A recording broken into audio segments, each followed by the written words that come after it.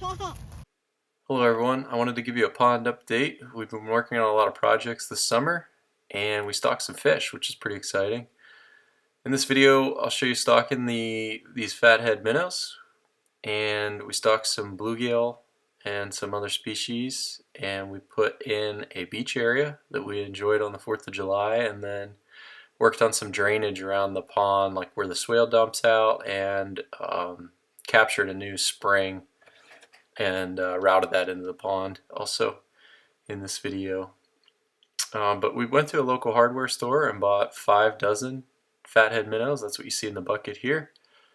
Basically, they're supposed to reproduce several times throughout the summer months. So we bought them, I think, in May, late May, and by July they had actually had all their fry or their babies, and there was schools of, I don't know, probably dozens to maybe 50 to 100 of them swimming around.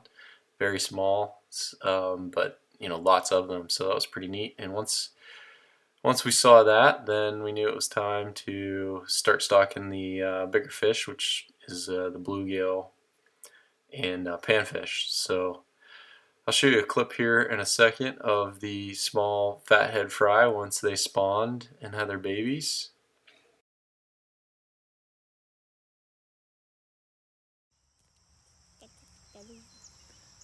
The fatheads spawned. Tons of them. Here's me, my son, and my brother fishing for some panfish. We ended up catching 4 bluegill, 3 pumpkin seed, and 3 perch. And we put all those in. It was 10 fish total. I didn't want to put too many in so that they would wipe out those fathead population. I wanted to start slow and get them introduced. Hopefully we got a male and a female of each so they reproduce themselves, and we start seeing more and more of them. I'm going to go slow with the fish introduction. Here's the small beach area that I put in. I did a 10-foot by 12-foot long area. Probably, I don't know, 8 to 10 inches thick of sand, and I put stepping stones. They're hard to see, they're covered in sand, but stepping stones down the whole way into the water so you can launch a kayak or canoe without having to get your feet muddy. Here is me and my daughter swimming this 4th of July. It's fun to finally get some use out of it. The pond's been pretty much all work since I started on it, and this was really the first time we got to actually enjoy it a little bit, which was awesome.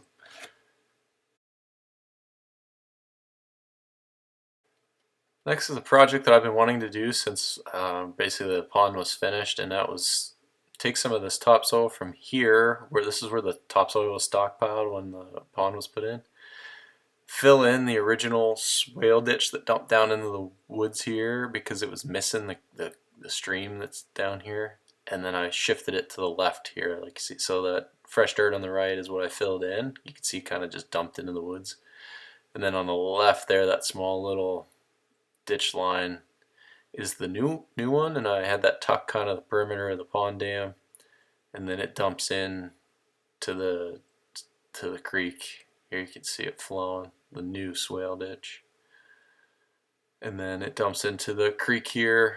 I put a bunch of rocks and then let it grow grass seed before I transferred the water over to it, and it just dumps in where the pond outflow pipe comes out, and this is where the creek leaves the pond there. Here's a video of what it looked like last year when I finished it, so you can see the difference.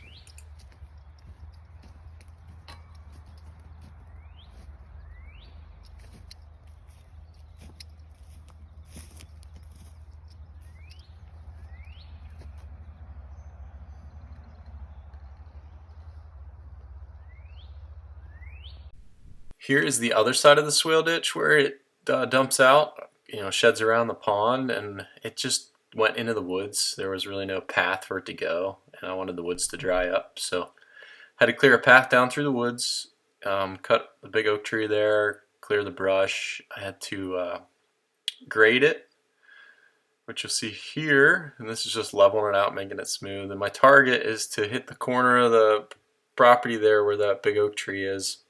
The neighbor is letting me tie in to his swale ditch that he is installing that sheds around his pond, and both of our swales are going to tie together, and then they're going to go to the creek that's along the road. So super thankful to he let me work with him, and we tied this all together so that we get drainage around us and the neighbors.